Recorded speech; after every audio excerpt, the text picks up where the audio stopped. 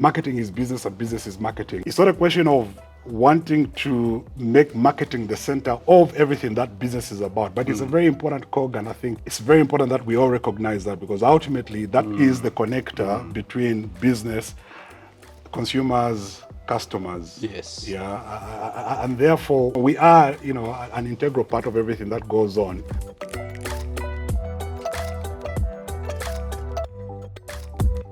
How does marketing continue to shift business, influence culture, and grow brands? To get insights on these and many other questions, we had the privilege of attending the IMC Conference, which was themed Marketing is Business. In this IMC Conference series, we spoke to creative industry thought leaders where we asked them some of the most pressing business questions. For actionable insights which can shift your brand communication, stay tuned.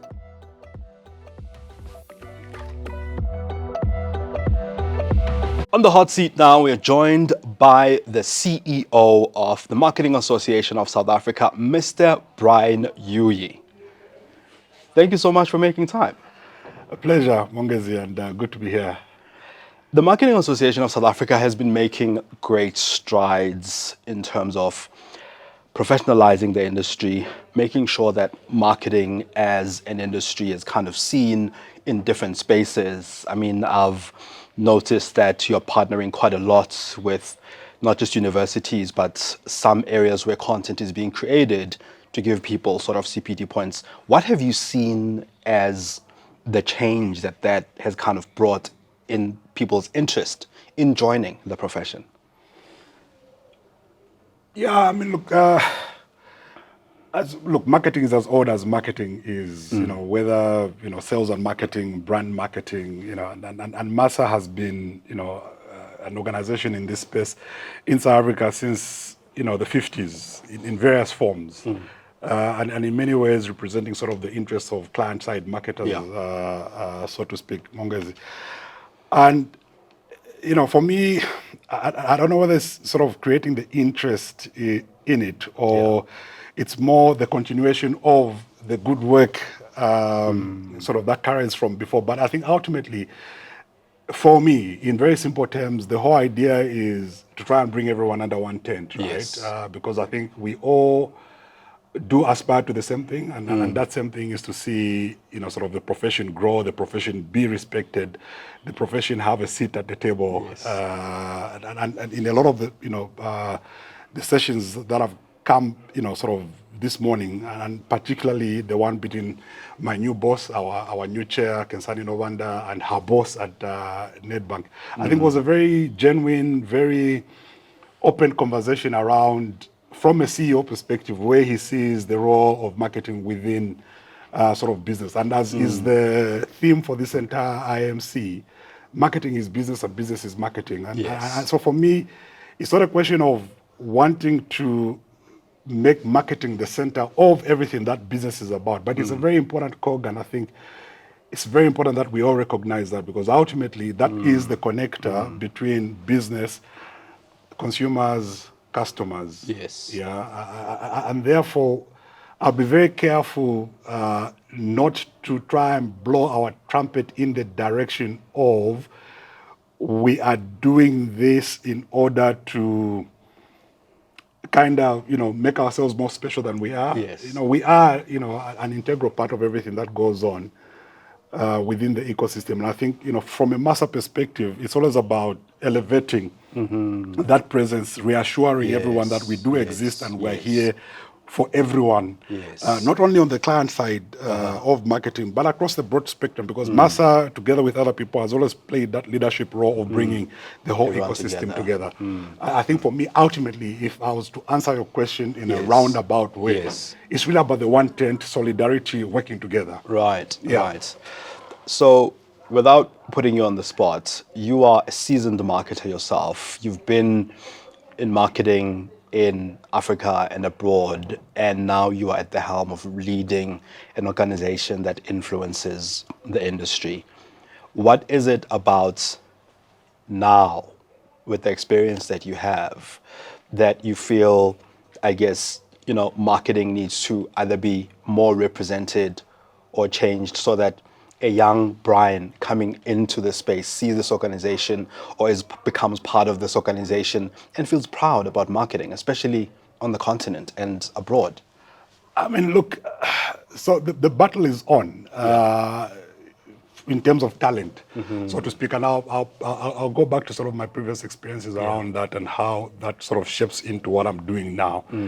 But the battle is on, and I saw the one speaker, in fact, Shao Basil, who he probably doesn't remember me, but I remember him from his Castle Lager days, who spoke about the sort of that old age view of the past, which was you either become an accountant, a lawyer, or an engineer kind of thing, right?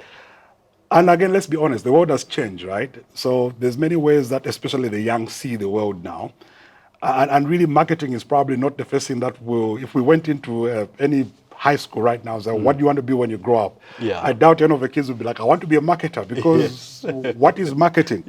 So part of what we're doing at MASA is exactly that, sort of trying to create that interest, not only at sort of tertiary entry level, but we are also in the next few months also going to start going into sort of, high school, secondary school sort of approach to try and create a groundswell, create the excitement around youngsters wanting to be marketers. And then when they get into tertiary, then other than the standard BCom, IT, or whatever it is that people want to do some marketing electives, or actually do a pure marketing degree that then sees you enter the industry. And that is partly why we have these now matured, if you like, because it's been about 3-4 years now, with academic institutions, 13 of them in South Africa. And this is to encourage youngsters to get into the bandwagon. And just to bring, to circle back on the full question.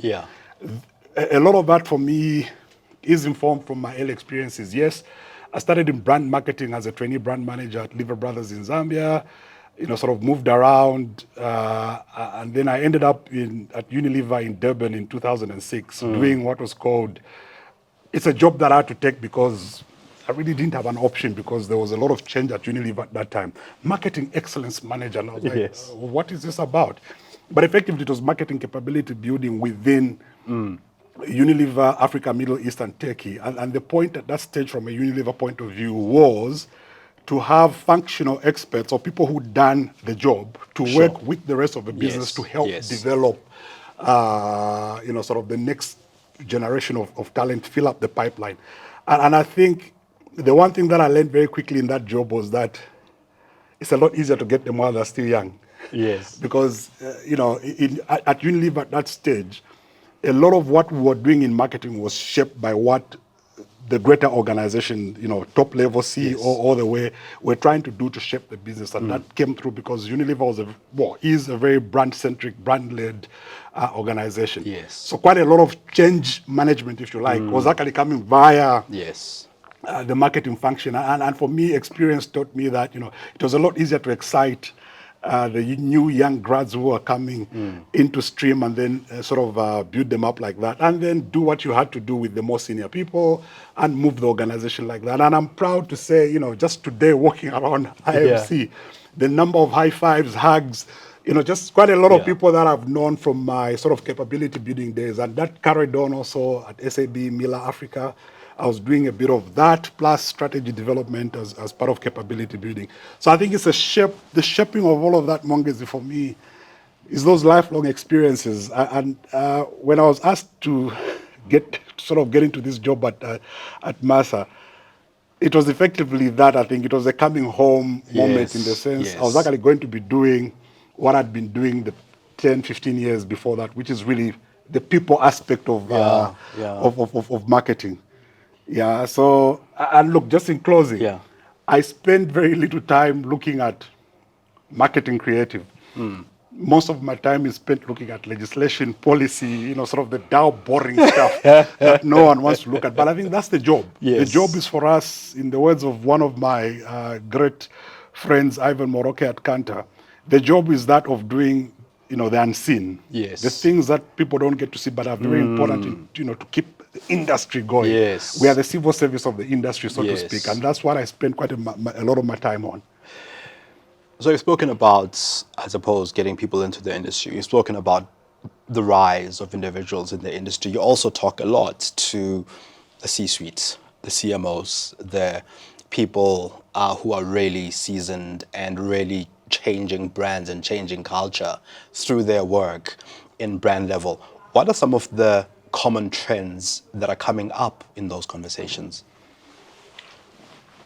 I think, look, yeah, quite a lot of them, sit on the MASA board. Others are people that I know from previous experience. Others are people that I get to know because they're, sort of key stakeholders of MASA.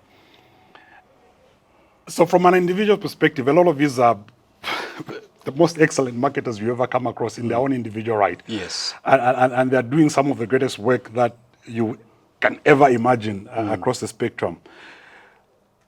But, at the end of the day, marketing is part of, sort of the broader Yes. business. Yeah. And I think, again, Jason Quinn, CEO of Nedbank, put it very well. You are a business leader first. Yes. Before you are a marketer. So, and I think that is ultimately what this is about. This is about Monges, in the sense you grow in as a technical specialist, understanding your craft. But as you grow higher, you need to become a business person and a business leader. Yeah. So it goes beyond just marketing speak. This is It true. becomes business speak, because Right. ultimately your job is to help craft the marketing strategies and plans that Yeah. help drive the broader business objective. That is what it comes down to. And this is a theme across the very best of the best of all the people that I deal with. That is the stark reality. That is Yeah. a front and center of their thinking at all times. And half the time it will be like, and now, Brian, what? Yes. No. Tell me something that will help me do my job better in order to drive the business that I work for Yeah. forward. Brian, we have a question that our guest leaves for our next guest. And one of our previous guests was Steve Babayeko, the CEO of Extreme Ideas. And Steve raised a pressing issue about how difficult it is for African creatives to move across the continent easily in comparison to creatives in the West and their movement and the movement of creativity and creative ideas there.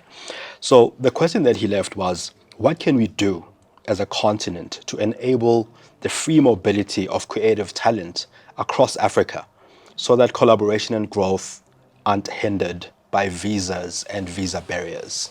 Gosh, it's a highly political point. It's not like it's a practical question. Yeah. I think very easily, Mwangezi, look, we all have to accept and be aware of sort of the structural bureaucratic setups of what Africa is. Yeah. It's something that we need to change over time. It's probably a difficult conversation to have now because of sort of the broader political narrative across the world, which is more Yes. insular. Everyone is looking at at themselves only, and this is largely because the cake is getting smaller. So when the cake gets smaller, everyone turns around and goes, no. There's only so much. But ultimately, that's the solve, right? Yes. The solve is sort of whatever it ultimately looks like. The whole open borders idea, but open borders with control. And I speak as an immigrant myself, so to speak, from a South African perspective. I was lucky I was able to move around Yeah. at a time when Unilever saw Africa as one big business. So they were able to move talent within Africa Yes. very seamlessly. Yes. Very few companies are doing that because it's costly, it's too, and then obviously times have changed, it's a lot harder to get visas and all that. But we need to get to that point. And if at all the argument from a political or government perspective is that creative industries are the next big thing Yeah. that will help elevate Africa over and above the usual old mineral resources, then there has to be new thinking around how these things are seen. And create pathways or ability for people to be able to do exactly what Steve was sort of talking about, because that's what it comes down to. And for me, ultimately, as a collective, we are stronger than we are in our separate parts. It's a given. However, I'll caveat that by saying, look, it's complicated. Yes. It's complicated Yeah. because life is no longer the same. This is true. Yeah. And I think from what you're saying, what I also get is that business also has a role to play. I think you keep using Unilever as an example, but like in that space, business had a role to play, and business kind of has a role to play. So all the role players can come together to enable the spread of creative ideas. But also, there's also the internet now. There's also digital, right? Like that could also enable the spread of ideas. Definitely. I mean, the one sort of my rebuttal would have been, well, I mean, why do you need to move around? All you need is a high-speed internet connection. Yeah. But I mean, I think there's a whole Also difference. I mean, infrastructure. you and I vibed a lot more when we actually met Yes. and talked, and Yes. and that's the difference in life, isn't it? Body language, Yes. connection. Yeah. We're able to see each other and have that conversation. So yes, technological connection, yes, but I think interpersonal Yes. understanding of markets, and again to reference Unilever and to a large extent SAP Miller, where it was a lot more fun in the sense. SAP Miller, you spent a lot more time in bars trying to understand consumers. At Unilever, you spent a lot more time in kitchens trying to understand how sort of people cook. Yeah, and kitchen and bars work well together. Exactly, but I think the point there is consumer insights, right? It's really about getting immersed in the cultures, the deep cultures, understanding the markets, and that can only be done in person. So yes, look, there's a lot of work to be done, and again, without getting too political about this. That then again raises this whole issue around digital natives and this the skew that they bring into local economies. Look, it will wash out. The thing, for me, my personal view around difficult issues is always ultimately common sense usually prevails. Yes. And it will. Yes. It might take a few years, but common sense will prevail. Yeah. Brian, now it's your turn to leave a question. I mean, I've asked you very many questions. Now you get to ask one yourself. And we ask our guests to pass the mic to our next guest by asking a question about their creative process, creativity, marketing, the state of the industry, or even life for that matter. What question would you like to leave? Who do you have coming up? I don't know. You don't know. If you had someone I knew who was coming up, I'd ask a very specific question. But look, I think broadly for me, I think it sort of revolves around the key aspects we've talked about. What does the future hold, and how do we ensure that as a collective we unite in order to keep driving, sort of the profession, the industry forward. And in that sense, I just don't mean the client side, of marketing, but the broader collective. Everyone involved, creative, client side, new age, martech, everybody involved in the business of bringing products and services to consumers. How do we get under one tent and ensure that we can protect ourselves and with that drive our sort of industry forward? Brian, thank you so much for your time. I really appreciate it, and also we really appreciate the work that you're doing with MASA to ensure that you elevate and uplift the industry as well as people who are coming into the industry. And that work is making a huge difference. So we appreciate what you're doing. Thank you very much. It's been a pleasure. Thanks for having me. Excellent. Thank you very much. Thank you.